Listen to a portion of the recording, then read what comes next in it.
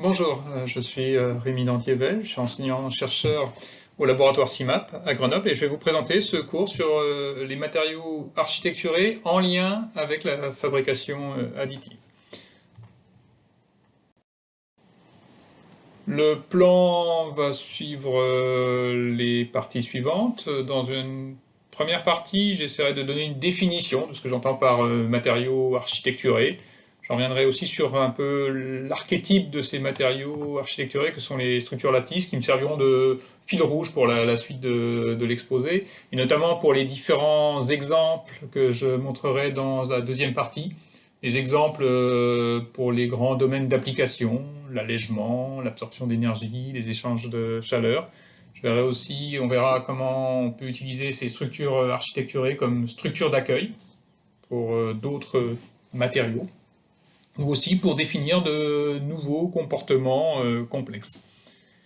Je finirai par une troisième partie où je reviendrai sur quelques spécificités, des spécificités qui sont liées à la fois au procédé et à l'architecture.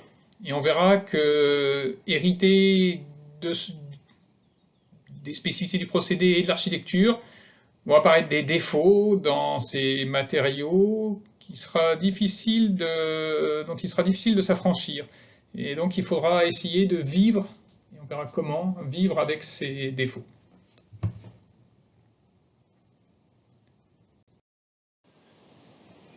Pour commencer, essayons de donner une définition, ou tout au moins un cadre à cette notion d'architecturé. Alors c'est vrai que le terme même architecturé n'est pas consensuel.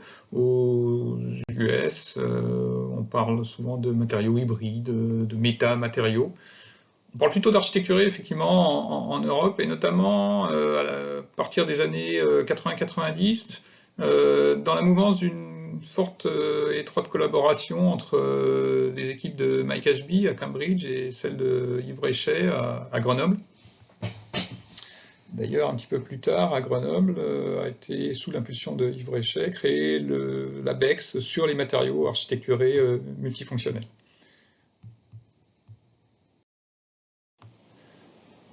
À cette époque, à l'initiative de ces travaux, il y avait cette idée de vouloir rationaliser le choix des matériaux pour des cahiers des charges de plus en plus complexes, faisant apparaître de la multifonctionnalité, plusieurs propriétés différentes, souvent contradictoires, voire même faire émerger de nouvelles propriétés, des matériaux à coefficient de Poisson négatif, des matériaux à indice de réfractivité négative.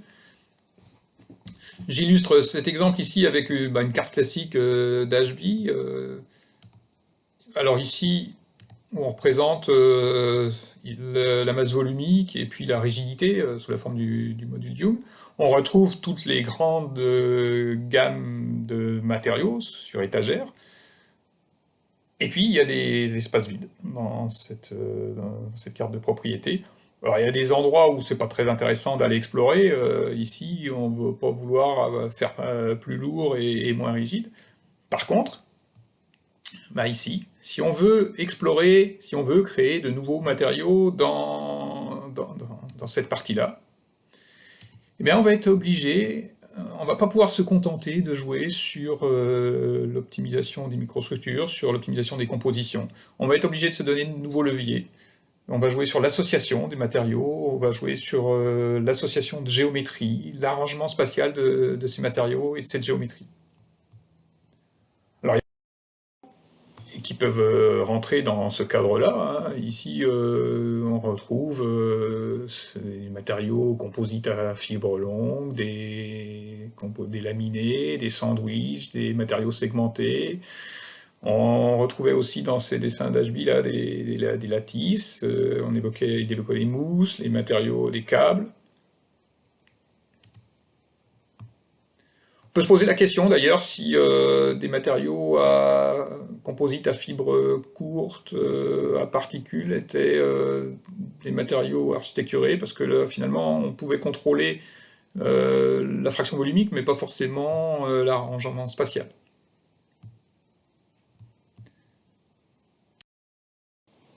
J'ai repris ici deux définitions, une d'Ashby et une de Bréchet, tentative de définition de ces matériaux architecturés. Je trouve qu'elles mettent en exergue deux points très importants. Le premier point, c'est cette notion de contrôle de la forme, de la topologie.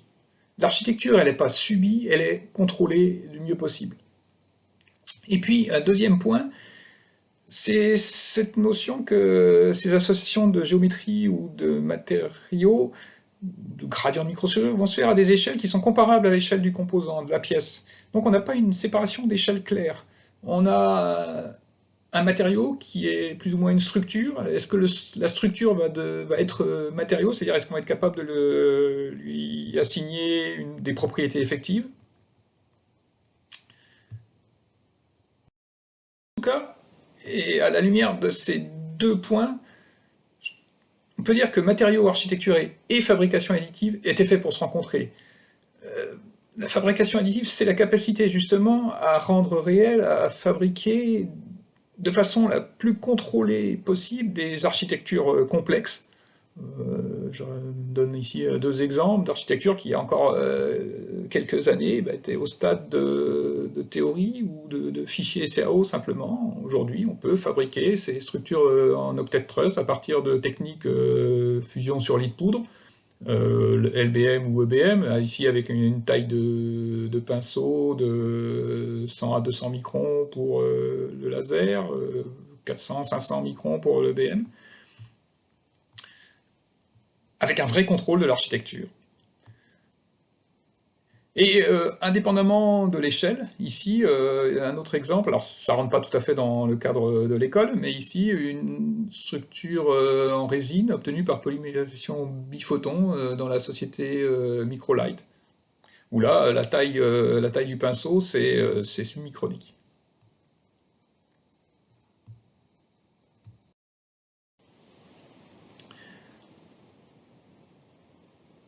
Je voudrais faire un point particulier sur un archétype de matériaux architecturés que je vais utiliser pour la suite de l'exposé, c'est ce qu'on appelle les structures lattices. Ces structures lattices, ça va être des assemblages spatialement contrôlés d'éléments simples, des poutres, des éléments surfaciques. On peut les classer selon, et les comparer selon différents critères. On évoquera notamment, on comparera des structures lattices dont la déformation est contrôlée par la flexion des petits éléments, par exemple de cette structure diamant, ou contrôlée par la traction-compression dans les petits éléments, ici, dans cette structure octet de truss. Ça peut être des structures périodiques, comme ici, ou aléatoires, comme cette structure cellule de Voronoi, en plus avec un gradient de taille. On peut avoir des assemblages d'éléments 1D, mais on peut faire rentrer un peu dans cette définition de structure lattice des éléments avec surfaciques, comme ces gyroïdes ici, cette structure gyroïde, une surface minimale triplement périodique. On pourrait comparer aussi entre ouverte et fermée, structure ouverte, structure fermée. Alors clairement, avec des techniques fusion lit de poudre, on voit pas bien comment élaborer des structures fermées, puisqu'on gardera de la poudre. Là, je donne l'exemple ici d'une structure cubique octet de foam. C'est une structure récemment qui a été identifiée comme une des structures les plus rigides possibles tout en étant isotrope, pour des très faibles fractions volumiques. Elle atteint même les bornes d'Achine et Strickman. On a essayé de la dégrader un tout petit peu pour pouvoir évacuer la poudre des cellules fermées ici en mettant ces petits trous, et de regarder si cette dégradation topologique induit aussi des fortes dégradations au niveau du comportement.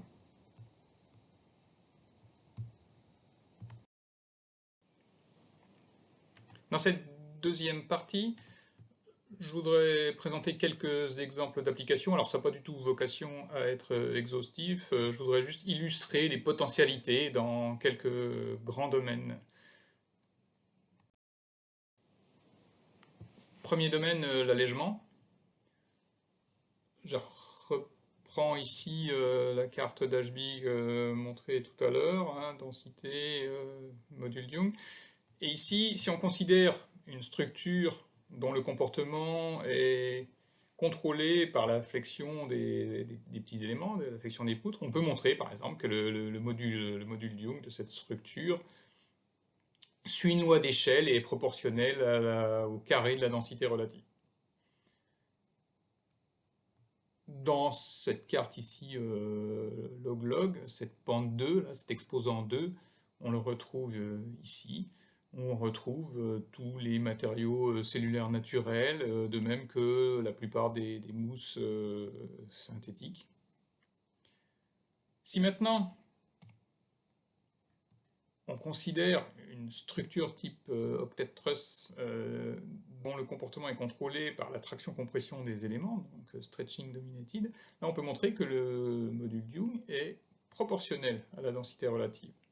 C'est-à-dire que pour une même densité, une même masse volumique ici, une même densité relative, on voit qu'on va gagner en performance, alors ici en rigidité, par rapport à la structure bending dominated.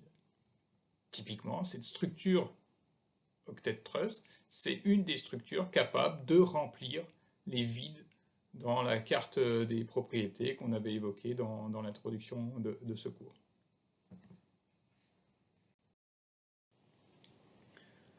Alors dans le domaine de l'allègement, si on parcourt la littérature ou le web, on trouve énormément d'exemples où là on va intégrer des structures lattices en vue d'allègement.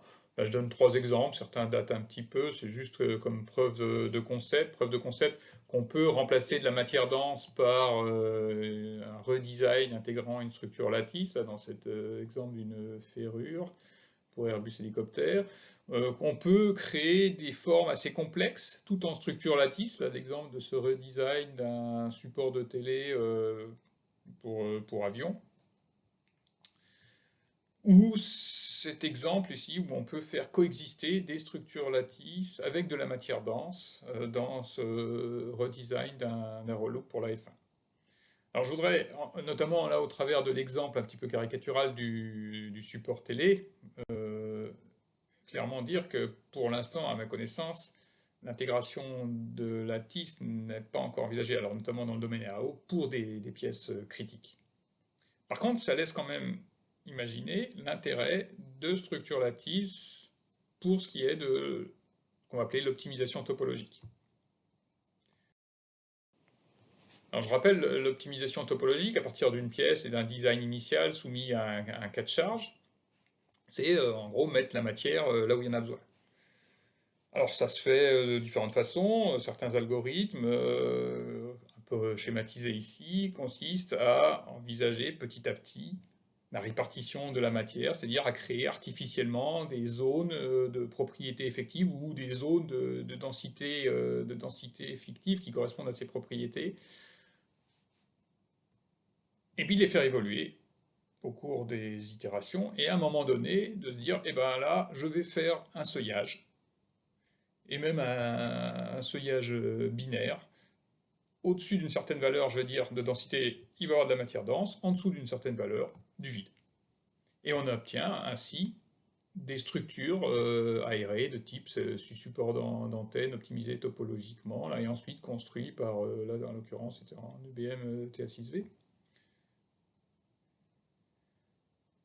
Plutôt que de faire ce seuillage brusque, on pourrait imaginer, à des étapes intermédiaires, de remplacer les densités intermédiaires qui interviennent dans les itérations, précisément par des structures lattices qui possèdent ces densités ou ces propriétés intermédiaires.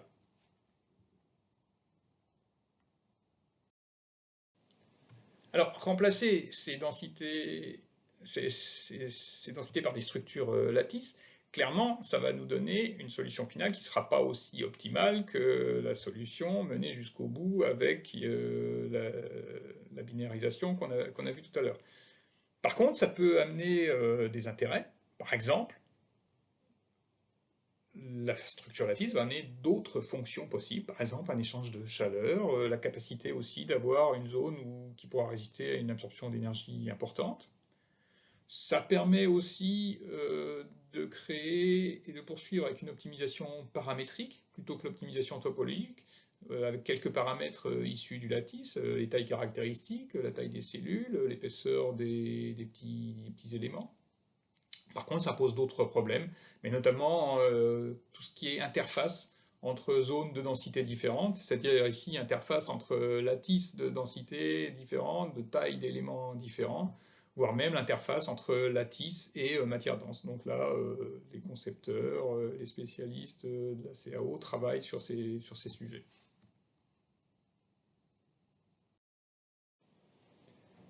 Pour rester dans le domaine des lattices, un autre domaine d'application, c'est l'absorption d'énergie. Un lattice, il y a pas mal de vide, donc ça veut dire qu'il y a de l'espace pour la déformation des éléments constitutifs du lattice, donc une grande déformation jusqu'à la densification, donc la capacité, la potentialité d'absorber pas mal d'énergie. Alors aujourd'hui, en amont, il y a beaucoup de personnes qui s'intéressent à ces capacités d'absorption d'énergie de différentes structures lattices.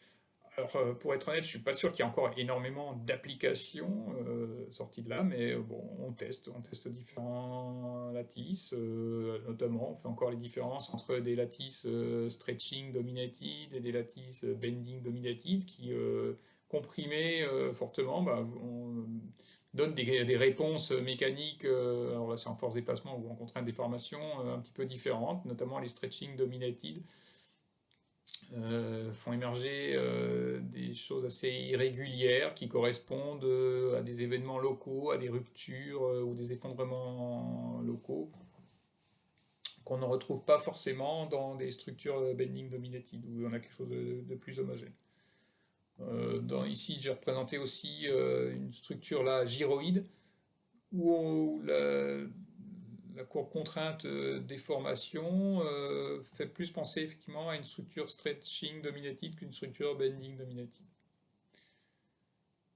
Alors dans tous les cas, ces réponses, elles sont fonction des conditions limites. Là encore, on se retrouve dans la question, est-ce qu'on fait un essai sur un matériau, est-ce qu'on fait un essai sur une structure? Donc possiblement en fonction des conditions limites, fonction bien sûr du matériau constitutif, fonction des vitesses de déformation, et fonction aussi des défauts hérités de la fabrication, ça on y reviendra plus tard dans l'exposé. En gros, aujourd'hui, on ne sait pas encore répondre à la question quelle est la topologie, un matériau égal, quelle est la topologie optimale pour optimiser une absorption d'énergie.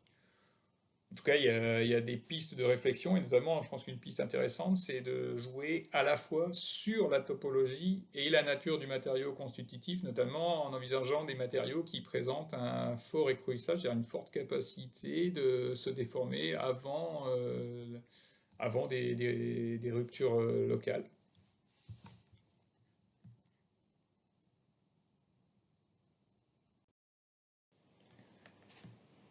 Autre domaine, les échanges de chaleur.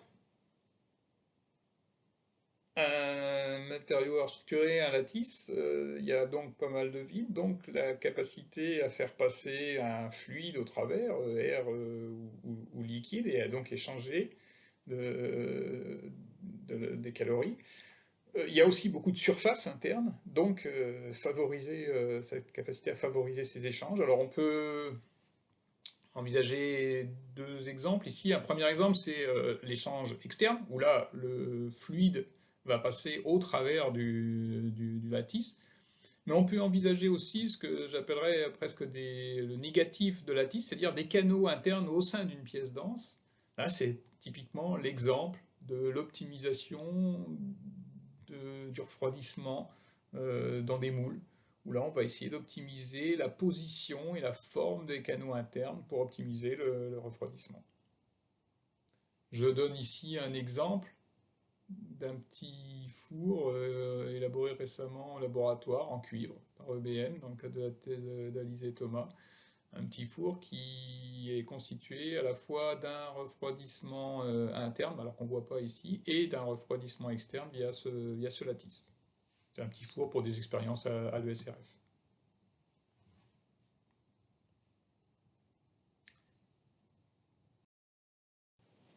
Pour rester dans le domaine des échanges de chaleur, un autre exemple d'application ici, dans le domaine, alors c'était dans le cadre d'une la thèse d'Océane Lambert à l'ONERA, dans le cadre des chambres de combustion. Alors, au passage, ici, une chambre de combustion faite par fabrication additive, mais là, ce serait dans le cadre général des chambres de combustion. D'habitude, la paroi de ces chambres de combustion est percée de petits trous qui assurent, par le passage de l'air, le refroidissement de ces parois, qui assure également la création d'un film à l'intérieur de la chambre de combustion pour résister aux très grosses températures à l'intérieur de cette chambre. L'idée, c'était de se dire, est-ce qu'on peut améliorer les échanges de chaleur, ou l'efficacité, ou le rendement, en proposant des alternatives à cette multi-perforation, et notamment en proposant des réseaux un petit peu plus complexes à l'intérieur de ces épaisseurs qui faisaient, là, de l'épaisseur de la paroi, c'était de l'ordre de 1 à 2 mm. Ont été proposées des architectures un peu en zigzag ici, qu'on retrouve ici en 3D, qui sont symbolisées ici par en 2D, et qui ont été construites, effectivement. Alors soit en LBM, où on voit le résultat avec des épaisseurs de canaux internes de 500 microns. En EBM aussi, alors là, comme preuve de concept avec du TS6B, on s'aperçoit ici d'un des soucis de l'EBM sur lequel on reviendra après, la difficulté à dépoudrer et à enlever la poudre quand on a des épaisseurs de canaux trop fines. Et pour l'anecdote, ces structures sont passées en banc aérothermique et se sont révélées très prometteuses.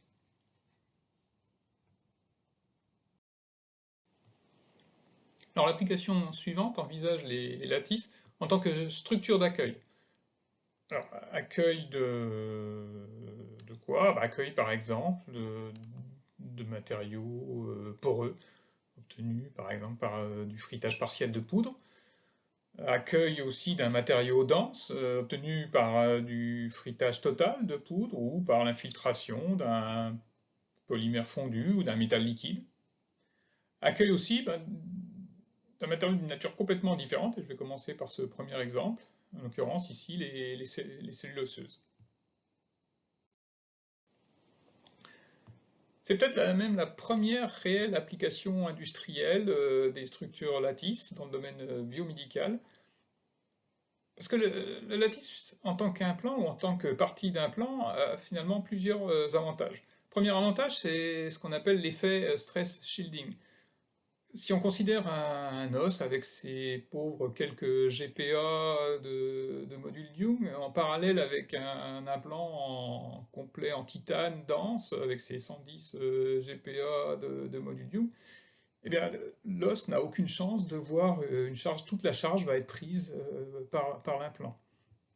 Or, on sait que la régénération osseuse passe par de la sollicitation mécanique. D'où l'intérêt d'intégrer des lattices dans des implants pour ne serait-ce qu'en diminuer la rigidité, donc et autoriser à l'os de voir une partie de la charge. Le deuxième avantage du lattice, c'est d'offrir un espace pour la colonisation des cellules osseuses. Alors là, j'ai donné quelques exemples dans reconstruction faciale ou dans des prothèses de hanches. La partie fémorale ici avec une structure lattice régulière et la partie tête avec une structure lattice plutôt en cellule de Voronoi.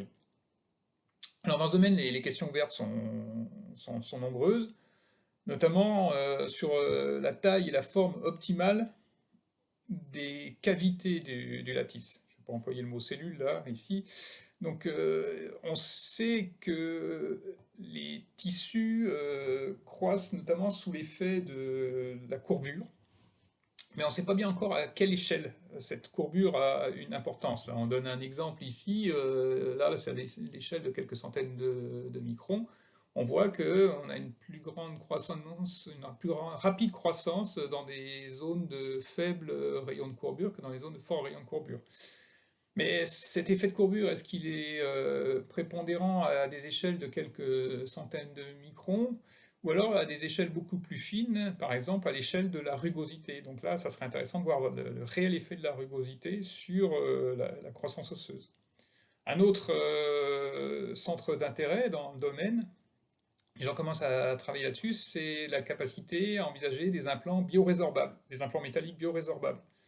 Et notamment, on se pose la question de la fabricabilité par des techniques type lit de poudre, notamment d'alliage de magnésium.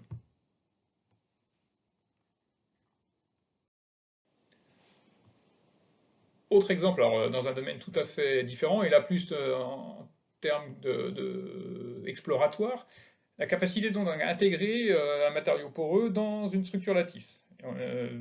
Deux exemples ici, deux possibilités. Une première, on considère donc une structure lattice obtenue par fabrication additive. La première possibilité, c'est de remplir cette structure lattice par une poudre après le procédé. Une autre possibilité, c'est de, dans le cas où cette structure lattice a été fabriquée par une technologie lit de poudre, de garder précisément la poudre non fondue, mais de la garder au sein du lattice. Et dans les deux cas, on peut consolider cette partie poreuse par un fritage. Je donne l'exemple d'un fritage pour du TA6V, 1300 degrés, 1 heure. On s'aperçoit dans cette structure lattice, alors ça c'est une vue Tomo, alors on a des effets de retrait, on a des défauts, notamment pour des surfaces downskin ici, alors des défauts d'autant plus marqués dans le cas où la poudre est héritée du procédé de fabrication additive. Là ça peut se comprendre, en fait, dans le cas où on a rempli après le procédé par la poudre, on a pu densifier cette poudre en tapant, en vibrant, alors que la densité de la poudre, là, est simplement héritée de l'étalement pendant le procédé. Donc cette meilleure densité dans le cas ici à gauche conduit certainement à ces moindres défauts de retrait. On peut envisager un troisième cas, c'est de carrément réaliser ce fritage pendant le procédé. Fritage ou même fusion partielle, en dégradant des stratégies, en ne faisant plus des stratégies de fusion, en dégradant ces stratégies, quand je dis dégrader d'un point de vue énergétique, donc en diminuant par exemple la puissance et ou en augmentant la vitesse de balayage. C'est typiquement ce qui a été fait dans le cadre de la thèse de C.N. Lambert que j'ai évoquée tout à l'heure sur les parois de chambre de combustion. Là, l'idée, c'était d'associer la fonction tenue mécanique pour la paroi sous la forme d'une grille et la fonction échange de chaleur sous la forme, non plus là de canaux, mais d'un milieu poreux. Et donc cette grille et cette structure poreuse ont été fabriquées en une seule fois, là ici par technologie EBM, la construction de grilles verticales. On voit à l'issue de la fabrication un zoom sur une seule cellule ici de cette grille, la partie dense obtenue par fusion classique de la grille, et puis au centre, en utilisant donc des paramètres dégradés de puissance et de vitesse de balayage, un matériau partiellement, alors c'est plus que frité, on voit ici qu'on est des zones partiellement fondues, mais un matériau qui va avoir une tenue, une légère tenue mécanique, qui va permettre donc de faire passer de l'air à travers cette structure et d'échanger énormément grâce à la très grande surface ici développée par cette structure poreuse. Ces structures ont avantageusement été testées, notamment sur bancs aérothermiques, et donc ça offre une autre possibilité, autre que les simples canaux percés tout à l'heure.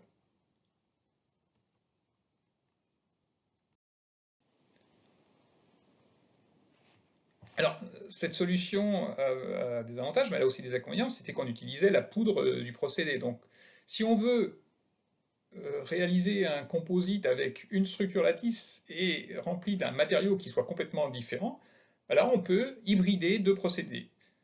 C'est l'exemple ici que je montre, où là on a utilisé une structure lattice faite d'un matériau A, par exemple faite en EBM, mais ça pourrait être tout aussi bien en LBM, remplie d'une poudre B, de nature complètement différente, qu'on est venu friter ensuite par une technique de SPS, Spark Plasma Sintering, fritage flash. Cette technique permet de réaliser une densification complète du matériau B.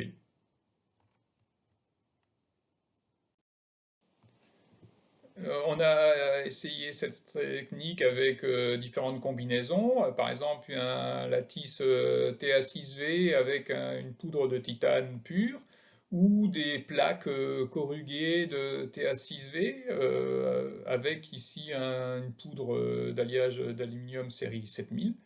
Les premiers résultats montrent en fait une densification complète, supérieure à 99% de la poudre, et surtout une très très bonne interface, on peut le voir ici, une très bonne interface entre le lattice fabriqué par fabrication additive et la poudre densifiée par SPS. Et ce, quelle que soit un peu la condition de surface. Ici, on avait des surfaces brutes de fabrication ou des surfaces qui avaient été légèrement polies par attaque chimique ici. On peut aussi envisager, je ne le montre pas, mais notamment dans l'équipe de Pascal Laheurt à Metz, c'était dans le cadre de la thèse de Paul Lohmuller, ont été faites des premières infiltrations là, de métal liquide dans des structures lattices de type de celle-ci. On peut aussi envisager des infiltrations de structures lattices par des mousses polymères pour réaliser notamment un compromis, par exemple, rigidité et absorption aux vibrations.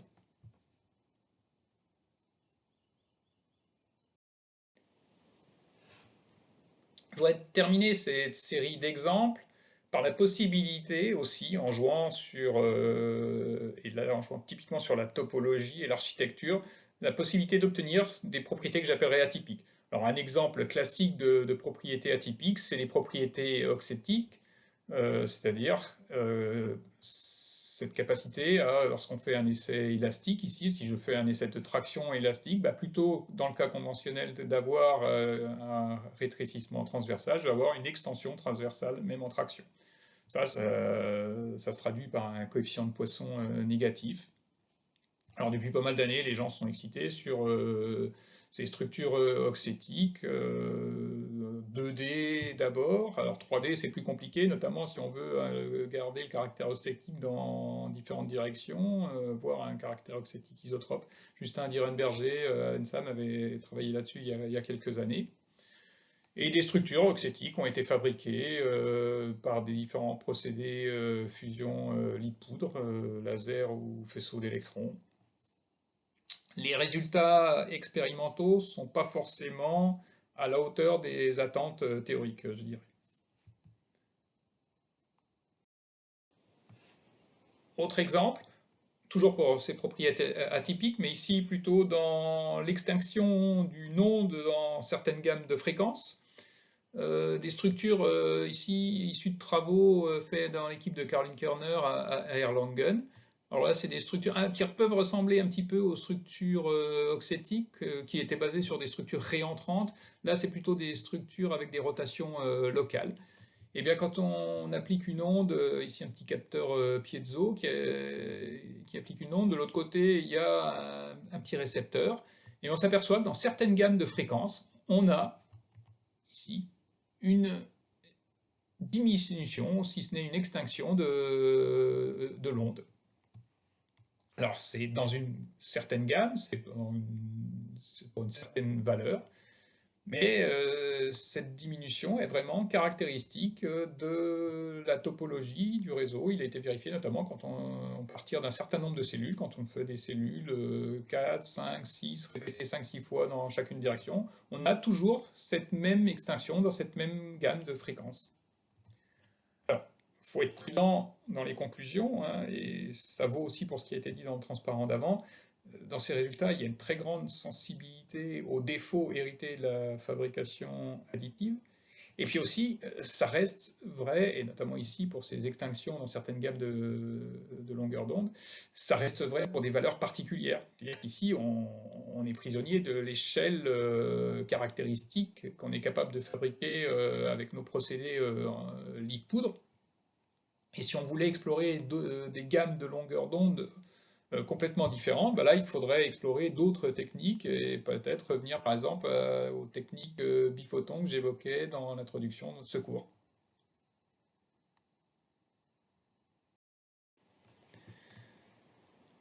J'ai parlé de propriétés atypiques, on peut aller au-delà, on peut même parler de comportement atypique ou de comportement sur mesure, c'est-à-dire pas simplement une propriété, mais toute la réponse d'un matériau, toute la réponse contrainte, déformation d'un matériau. Là, on pouvait envisager avoir des comportements très, très exotiques, par exemple, en absorption d'énergie, discriminer des niveaux d'absorption d'énergie en fonction du niveau de contrainte. Ici, piloter, par exemple, en fonction de la déformation, une rigidité d'un matériau. Ou ici, et c'est l'exemple que je vais développer un petit peu, ce qui Émeric Plancher dans son article récent là, appelait lanceur d'alerte, c'est-à-dire la capacité, à partir d'un niveau de contrainte atteint, dans la courbe, d'avoir une réponse qui nous fait ressentir ce niveau de contrainte, en termes soit d'une chute de contrainte, soit d'une certaine valeur de déformation, avant de reprendre une courbe plus classique. Alors on peut essayer d'élaborer un tel comportement avec une combinaison d'éléments simples. Alors là, en l'occurrence, des éléments maillons faibles, je dirais, par exemple en forme d'os de chien, et puis des éléments dépliables. Et en combinant ces éléments, dans des assemblages, alors d'abord dans des assemblages assez simples ici, c'est un assemblage BCC-Z avec les poutres verticales qui sont faites de ces éléments fusibles. On peut obtenir ce comportement-là. Quand on fait un essai de traction, alors ça a été fait en TA6V. Dans un premier temps, on va obtenir donc un premier dépliage de toute la structure, rupture de l'élément fusible, et reprise par les éléments qui avaient commencé à se déplier, qui continueront à se déplier pendant toute une gamme de déformations. Donc là, ça augure des possibilités. Alors bien sûr, il va falloir travailler sur des briques élémentaires et puis combiner ces briques élémentaires pour des comportements de plus en plus complexes.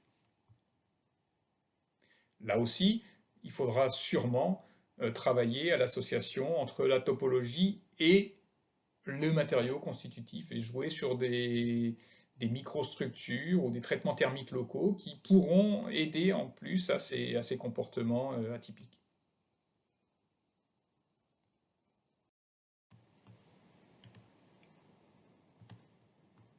Après tous ces exemples, dans cette troisième et dernière partie, je voudrais insister sur quelques spécificités liées aux matériaux architecturés. Je vais insister sur deux points en fait. Premier point, c'est le fait que dans ces matériaux, on a une ou deux dimensions petites par rapport aux autres. C'est le cas des éléments barres ou poutres de nos structures lattices. C'est-à-dire qu'on va avoir un très grand rapport, un très grand ratio surface sur volume. Cette importance prise par la surface va avoir de grosses conséquences, et notamment vis-à-vis des défauts présents à ces surfaces. Le deuxième point, c'est les formes complexes des matériaux architecturaux qu'on a déjà passé un petit peu en revue. Et en tout cas, ces formes complexes qui vont rendre difficile, voire impossible, des reprises d'usinage, de finition, de post-traitement. Donc il va falloir vivre avec ces défauts. Pour revenir aux effets de petite taille, je dirais que c'est justement ces petites tailles des éléments constitutifs des matériaux architecturés vont exacerber certains effets liés au procédé. Un exemple ici, c'est pour ces petites poutres construites selon différentes directions. Alors là, c'est des poutres en TA6V EBM pour des diamètres de l'ordre de 2 mm. On voit qu'on va avoir des effets d'orientation. Pour des poutres construites verticalement ou inclinées à 45 degrés, où on a des sections à peu près circulaires. Par contre, pour des poutres horizontales, on va avoir des sections en forme de gouttes d'eau. Et ces différences par rapport à la section circulaire originale seront exacerbées pour des petites tailles. On aura aussi des effets d'orientation par rapport à la direction de construction. Ici, pour des parois, des surfaces upskin, dirigées vers le haut, on va avoir des rugosités qui seront différentes des parois downskin. Et ceci à la fois pour des poutres horizontales et à 45 degrés. Autre effet lié à la taille, c'est la direction, la texture prise par les grains lors de la construction. Pour des pièces massives, c'est essentiellement piloté par le gradient macroscopique, d'où l'existence d'une croissance colonnaire. Pour des petites tailles de pièces, eh ben, on va avoir des formes de grains qui vont être pilotées essentiellement par les gradients thermiques locaux. Et donc on voit des formes de ce type-là, où on a même ici, par exemple, pour des poutres de l'ordre de 1 mm d'épaisseur, des grains qui n'ont pas du tout une direction colonnaire.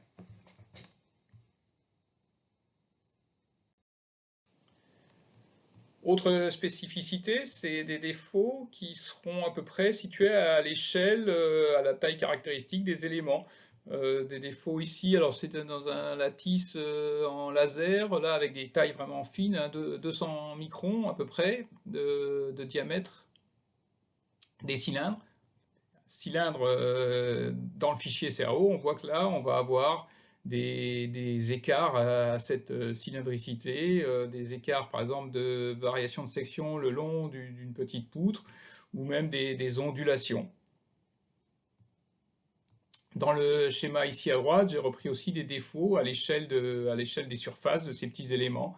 C'est une représentation schématique, mais on peut retrouver des poudres collées ou partiellement fondues, des défauts de type entaille liés à des défauts d'empilement de type pile d'assiette.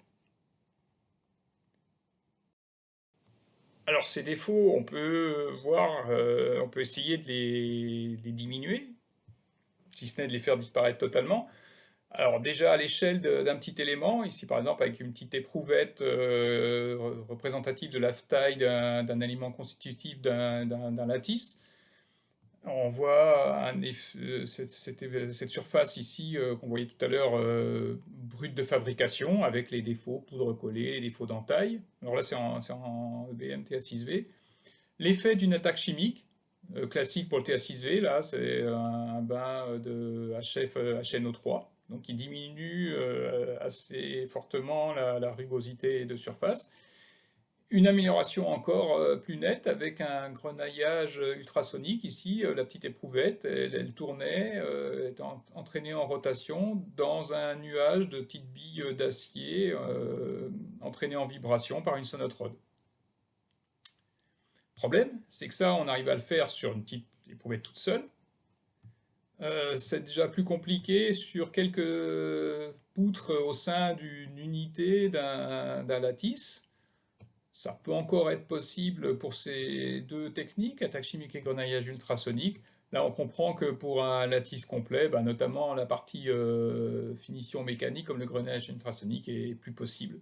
Même la partie attaque chimique, on n'est pas du tout sûr de l'homogénéité de cette attaque chimique au sein d'un lattice de taille importante. Donc là, il va falloir apprendre à vivre et à faire avec ces défauts. Quand je dis vivre avec les défauts, c'est donc pouvoir les intégrer, pouvoir en tenir compte de leurs effets dans le dimensionnement d'une structure, donc et déterminer des facteurs d'abaissement ou des facteurs correctifs par rapport aux propriétés idéales de ces structures. Souvent, la démarche se fait en 3 étapes. La première étape, c'est l'identification d'abord de ces défauts. Alors, un outil bien utile ici, c'est la tomographie aux rayons X. La deuxième étape, ça va être d'identifier les conséquences de ces défauts sur le comportement. Et puis la troisième étape, ça va être d'intégrer ces conséquences dans des approches prédictives. Alors cette identification et cette intégration, ça peut se faire selon 2 stratégies.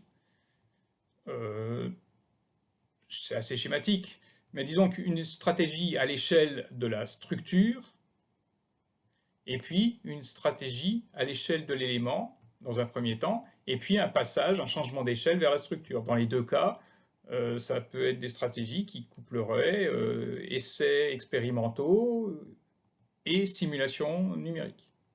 On va voir des exemples pour ces deux cas. Dans le premier cas, à l'échelle de la structure, une première question concernant les essais, ça va être une question concernant l'éprouvette. Quelle est une bonne éprouvette pour un essai d'un lattice? Ça peut se poser la question en termes de conditions aux limites. Faut-il des plaques? Faut-il fabriquer avec la fabrication additive des têtes qui iront dans les mors de la machine?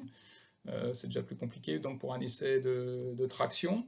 Une autre question importante, c'est quelle est la taille raisonnable d'une telle éprouvette, combien de répétitions de cellules, en tout cas pour un matériau périodique, à quel moment on atteint ce qu'on pourrait appeler un volume élémentaire représentatif, à quel moment on va faire uniquement un calcul d'une structure, ou à quel moment on va pouvoir dire qu'on identifie réellement une propriété.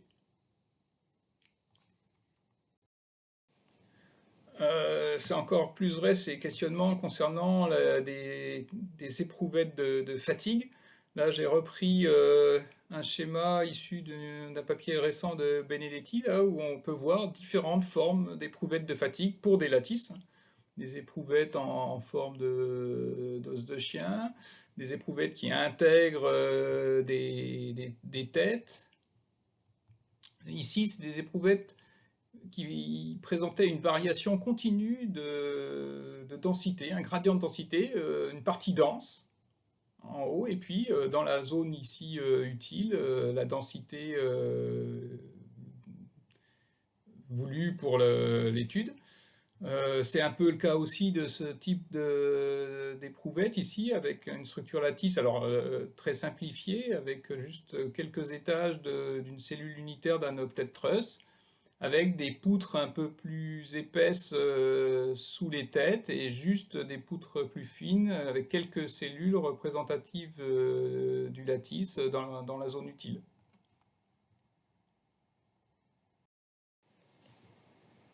Pour ce qui est, toujours à cette échelle de la structure, le cas des simulations numériques, ben là, il faut souvent employer la force brute. Alors, ce qu'on appelle la force brute, mais ça va être notamment, pour des méthodes numériques, des calculs éléments finis basés sur un maillage complet de notre structure. Un maillage qui peut s'avérer très coûteux, alors qui est plus ou moins capable de reproduire les défauts. Ici, par exemple, on voit un maillage qui est capable de reproduire des différences d'épaisseur entre des poutres verticales et des poutres 45 degrés, un maillage qui est capable de reproduire certaines irrégularités pour les surfaces négatives, un maillage qui est capable de représenter ici un peu des défauts au niveau des nœuds. Quoi qu'il en soit, ces maillages, c'est très coûteux, ça peut encore passer pour des comportements type linéaire, élastique, mais je pense que pour des comportements non linéaires et pour des très grands domaines d'études, les limites de ces approches sont vite atteintes. Une deuxième stratégie consiste à identifier ces défauts à l'échelle des éléments constitutifs, puis faire un passage à la structure par la suite. Donc on fait d'abord des essais sur des éléments simples, c'est un peu représenté ici schématiquement. Il faut d'abord donc identifier les défauts à l'échelle des éléments. Alors là encore, la tomographie peut s'avérer utile pour identifier notamment des défauts géométriques, comme des écarts à la cylindricité, des ondulations, des défauts de surface. À l'échelle de ces petits éléments, on peut faire des identifications soit expérimentales, des essais de traction sur ces petits éléments simples, construits soit verticalement, soit dans les orientations correspondant au lattice, avec l'identification d'un comportement complet, soit carrément faire des essais numériques. On peut faire un petit essai, élément fini, ou voir transformer de Fourier là, à partir d'une image voxelisée, pour identifier le comportement effectif de cette petite poutre uniquement. Dans une deuxième étape, eh bien, on va venir intégrer ces comportements locaux dans un calcul discret, une simulation discrète, par exemple une simulation de type élément poutre, où là, on va tenir compte de la représentation statistique de ces défauts à l'échelle des poutres. On peut tenir compte ici, par exemple, dans le schéma qu'on voit, d'une variation de surface le long des petits éléments. Et puis on pourrait tenir compte d'une variation de comportement, notamment en fonction de l'angle et de l'orientation par rapport à la direction de construction. Ça, ce sont des approches qu'on retrouve de plus en plus dans la littérature. Pour finir, on est peut-être juste un exemple concernant une approche pour la prédiction de la fatigue de structures lattice. Ça a été fait par Alexis Bure. L'idée là, alors c'était pour une structure lattice assez simple, hein, un étage de quelques cellules unitaires de type octet truss. La prise en compte quand même de deux distributions, la distribution de rayons de poutres fonction de l'orientation de construction. Alors là c'était assez simple parce que dans cette géométrie-là on n'avait que des poutres à 0 degré ou à 45 degrés. Et puis une distribution de courbes de fatigue identifiées sur des petites éprouvettes unitaires censées représenter justement ces poutres à 0 degré ou 45 degrés. Donc essai de fatigue qu'on avait mené soit pour des éprouvettes brutes de fabrication, soit pour des éprouvettes attaquées chimiquement. Donc on avait une statistique de courbe de fatigue.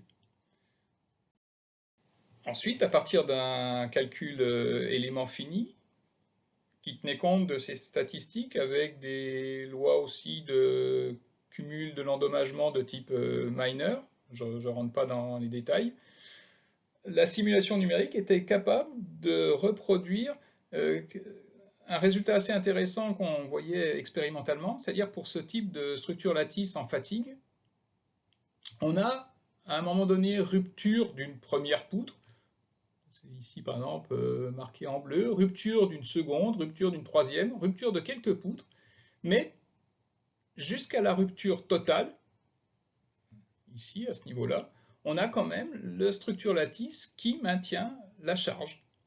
C'est-à-dire qu'on a une période durant laquelle la structure peut encore tenir la charge.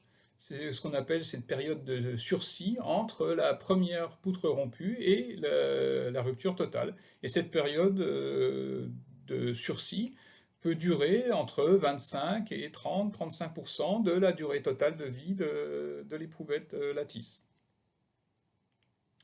Et c'est grâce à la simulation, on a pu comme ça prédire des durées de vie et des durées de sursis qui correspondaient assez bien aux résultats expérimentaux, que ce soit pour des éprouvettes brutes de fabrication ou des éprouvettes traitées chimiquement.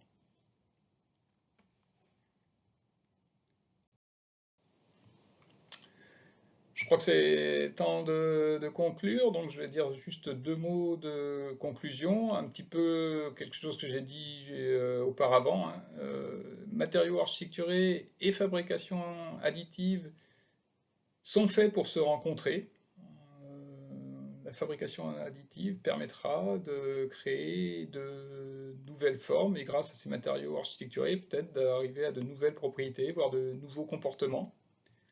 Alors c'est bien, mais il y a quand même un gros bémol, c'est cet héritage exacerbé des défauts en fabrication additive, notamment dû à l'importance des surfaces et à la difficulté de corriger ces défauts de surface. Donc il faut apprendre à vivre avec ces défauts.